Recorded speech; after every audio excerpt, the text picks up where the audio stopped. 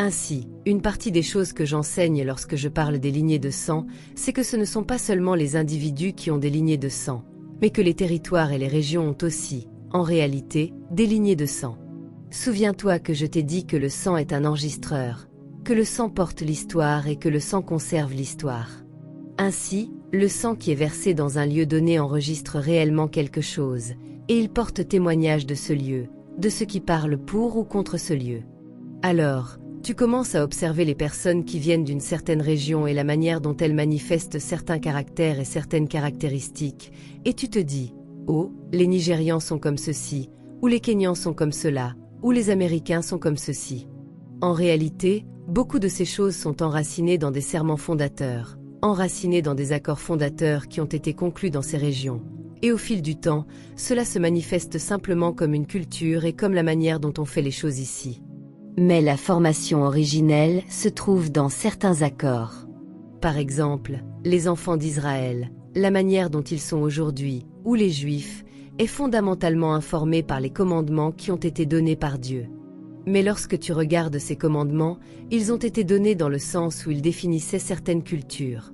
Comment se parler les uns aux autres, comment manger, que dire à certains moments de la journée. Toutes ces choses étaient des cultures. Mais ce qui y était intégré, c'était la nature du Dieu qui a donné cette culture. Ainsi, les régions ont des schémas qui leur sont attachés, et toutes ces choses informent la manière dont elles agissent, et cela devient l'histoire de la lignée de sang de cette région. Il y a donc généralement des lignées de sang dans les territoires, et tu vois que ta lignée de sang ne flotte pas simplement de manière abstraite, elle est aussi liée à des terres, à des tribus et à des territoires. Maintenant, parfois, quand Dieu donne des promesses à des personnes, il dit « Abraham, sors de la maison de ton père et va vers le pays que je te montrerai. » Pourquoi ne pouvait-il pas manifester cela dans la maison de son père? Pourquoi cela devait-il être lié à une terre particulière, à un lieu particulier, à un emplacement particulier? Tu réalises alors que tu ne peux pas parler de lignée de sang sans parler de lieu.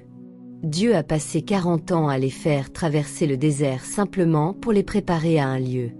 As-tu déjà considéré pourquoi la Bible est remplie de tant d'histoires autour des combats pour la terre, des combats pour les territoires et pour les espaces? C'est parce que beaucoup de promesses de Dieu sont attachées à des lieux clés. Tu penses même au retour de Jésus, et tu penses à l'Antichrist qui s'établira dans le temple et voudra se positionner dans le temple de Dieu pour se proclamer Seigneur. Et tu réalises alors que cela a beaucoup à voir avec l'emplacement du temple. Et Jésus va aussi régner en utilisant Jérusalem comme base. La question est, pourquoi? Toutes ces choses sont importantes parce que les lieux portent une histoire. Les lieux ont des portes, les lieux ont des expressions, les lieux ont des alliances. Toutes ces choses sont liées aux lieux. Tu commences alors à comprendre que tu ne peux pas enseigner efficacement sur les lignées de sang. Tu ne peux pas parler efficacement des lignées de sang sans parler aussi des lieux. D'accord.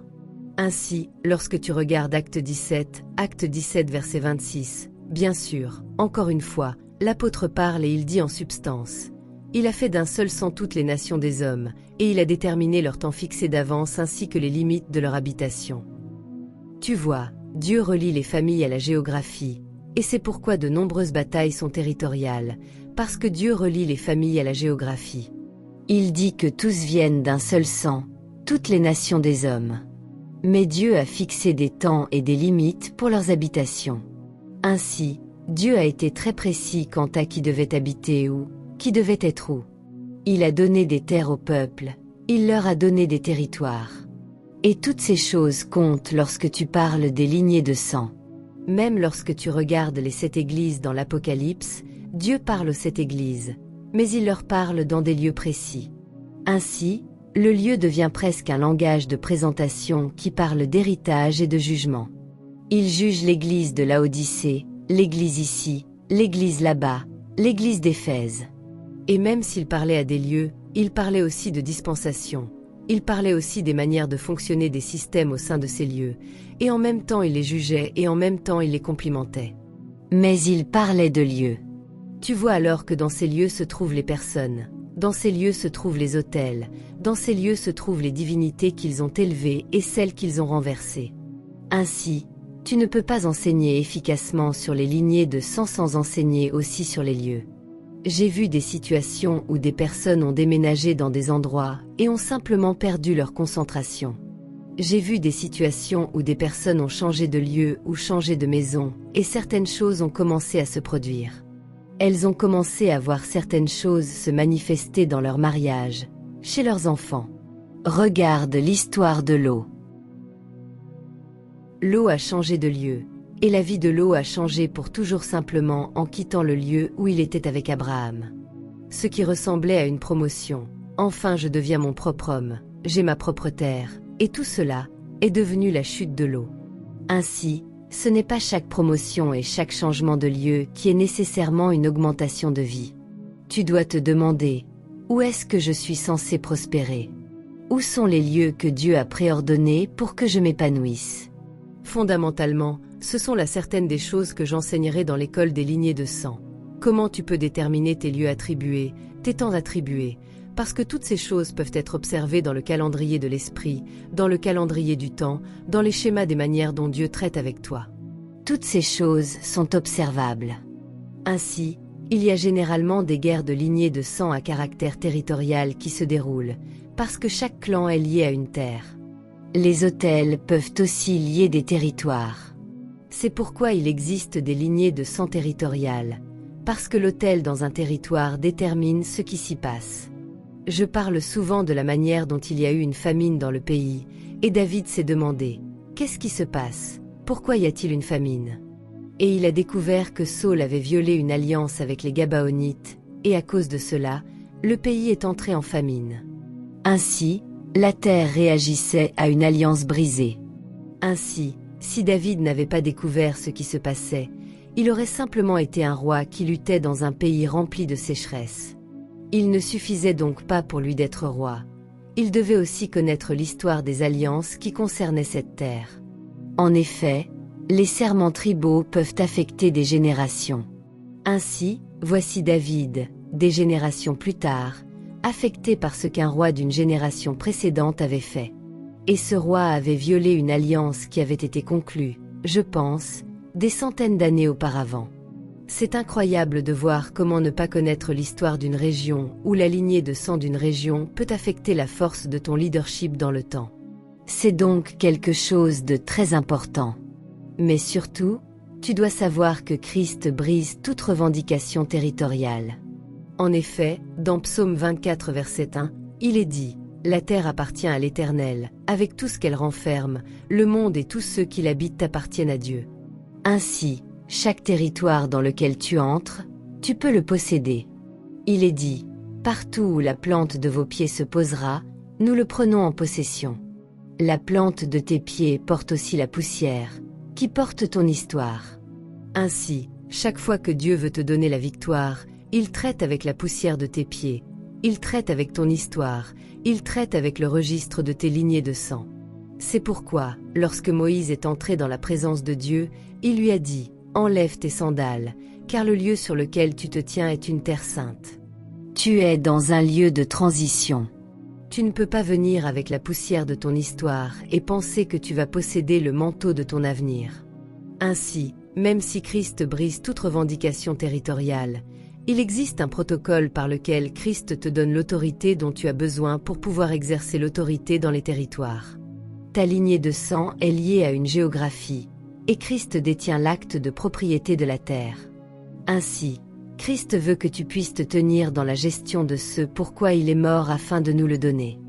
Une chose que je veux que tu comprennes, c'est que les lignées de sang sont toujours connectées au territoire, aux échanges qui se produisent dans ces territoires et au trône qui règne et prévalent dans ces territoires. Tu le sais. Ainsi, Caïn tue Abel. Et qu'est-ce que Dieu dit? Dieu dit à Caïn, « Le sang de ton frère Abel crie depuis le sol, depuis la terre qui a ouvert sa bouche pour recevoir son sang. » Tu dois comprendre qu'au moment où Caïn a tué Abel, ce n'est pas seulement Dieu qui l'a vu. Le ciel l'a vu, mais la terre aussi l'a vu et l'a enregistré. Et cela a continué à se manifester comme un écho, sortant du territoire où le sang a été reçu par la terre. Je te dis cela pour te dire que ce ne sont pas seulement les familles qui ont des lignées de sang, mais que les territoires ont aussi des lignées de sang. Les événements, les occurrences, les accords, les échanges et toutes ces choses qui se produisent dans ces territoires parlent constamment. Pense par exemple à Moïse. Moïse a grandi en Égypte. Moïse a été sauvé dans le Nil d'Égypte. Moïse a été élevé dans le palais d'Égypte. Mais Moïse a tué un homme en Égypte, et cela est devenu ce qui a déclenché son départ d'Égypte, parce qu'il s'est dit, le jugement va venir sur moi. Mais pour que Moïse retourne en Égypte, pour y retourner avec un message différent, un message de délivrance plutôt qu'un message de peine et de jugement, il a dû passer par sa rencontre avec Dieu, où Dieu lui a dit, enlève tes sandales.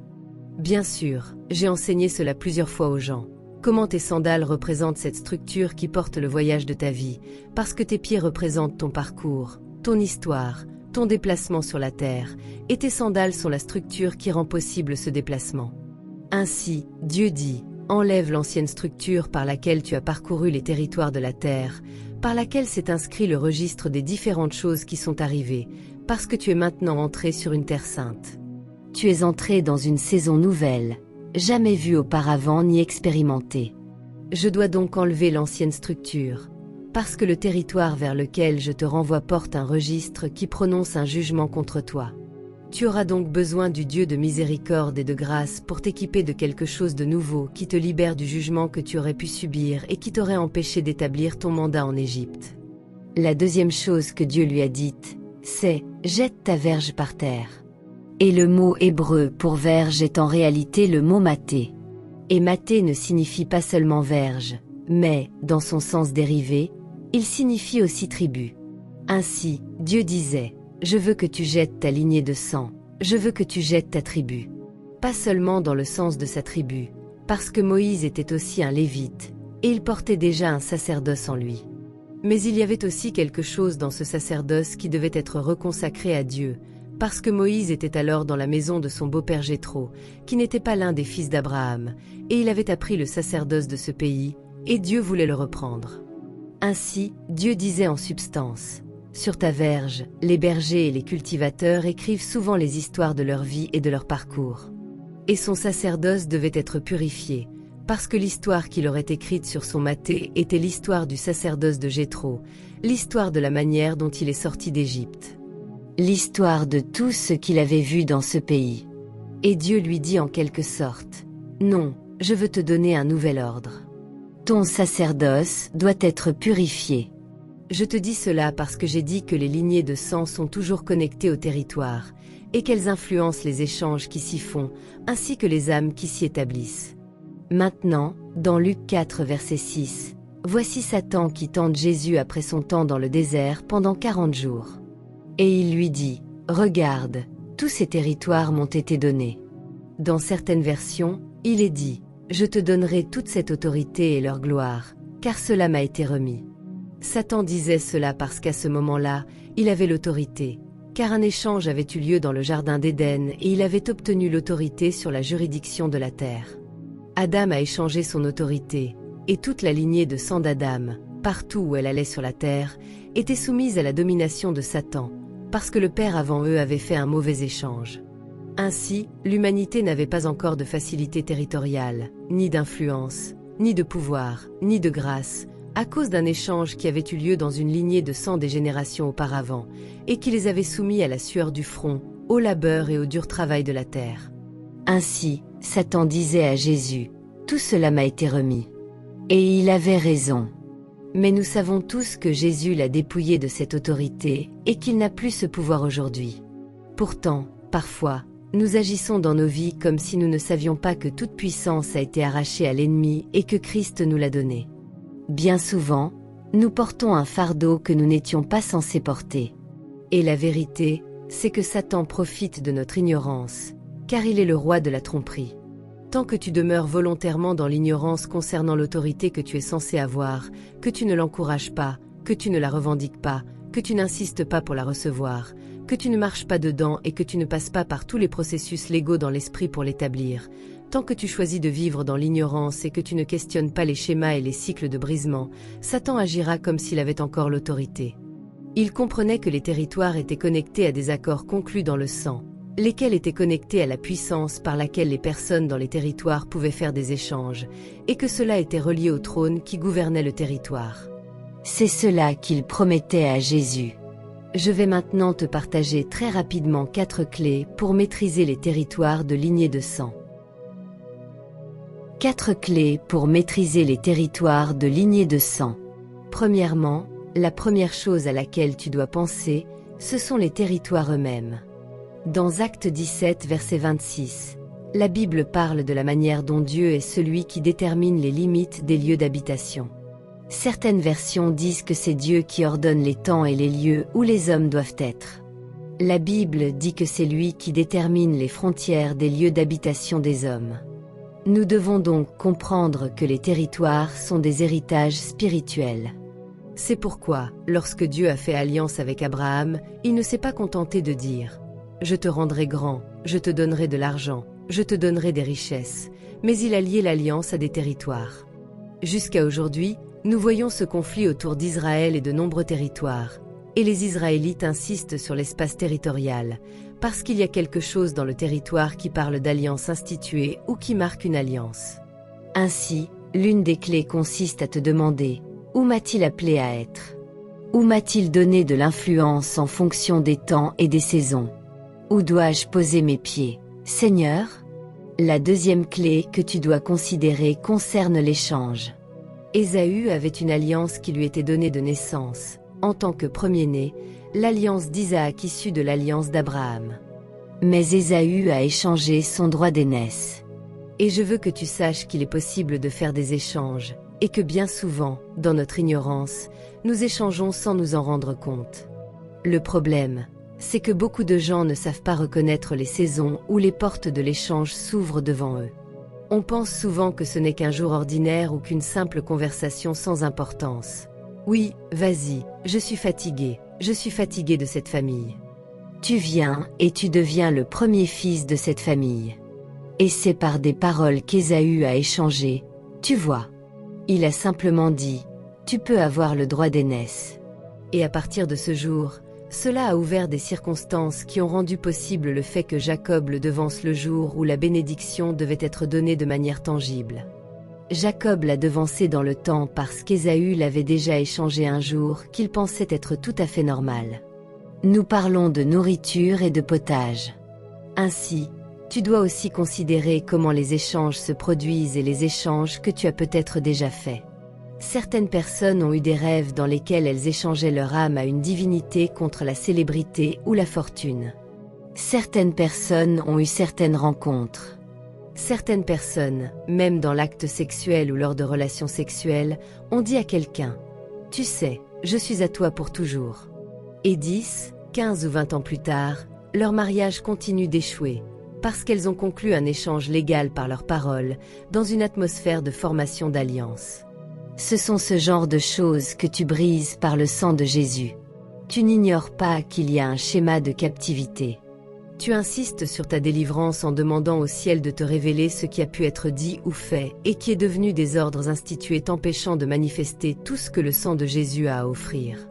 La chose suivante à laquelle tu dois penser, la clé suivante, ce sont les trônes. Tu dois comprendre que les trônes représentent une autorité instituée qui règne et gouverne. Ainsi, tu dois te dire, dans ce domaine de ma vie, quel est le trône que j'observe en train de régner? Par exemple, il y a un cycle de pauvreté dans une famille. Tu dois te demander, y a-t-il un trône de pauvreté ou un esprit de pauvreté qui règne ici, et comment cela se manifeste-t-il?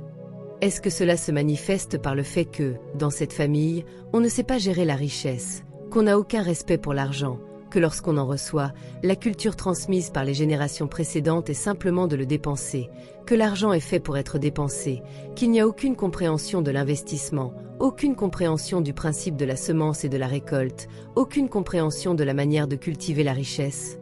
Il existe donc certains trônes, certaines autorités instituées pour régner, établies par des générations et transmises comme une culture, et tu dois être capable de traiter ces trônes. La quatrième chose à considérer, c'est comment Christ renverse tout cela. Comprends-tu? Il est écrit dans Philippiens 2 verset 10, « Au nom de Jésus, tout genou fléchira et toute langue confessera qu'il est Seigneur. » La question est donc, qu'est-ce que le nom de Jésus? Les noms ne sont pas seulement ce par quoi on appelle les gens. Les noms sont des offices, des positionnements, des autorités, des désignations, des puissances. C'est cela qu'est un nom. Tu dois donc approfondir tout ce que Christ est face à ses luttes, à ses trônes, à ses échanges ou à ses captivités territoriales. Tu dois faire des recherches sur la puissance du nom de Jésus, qui est au-dessus de tous ces schémas ou cycles de captivité identifiés, puis tu les brises. Tu proclames la parole du Seigneur et tout ce que je t'ai enseigné dans les saisons précédentes. Je veux simplement te dire que ce qui a été échangé, ce qui a été lié, ce qui a été enfermé peut être renversé par Jésus-Christ. Que Dieu te bénisse.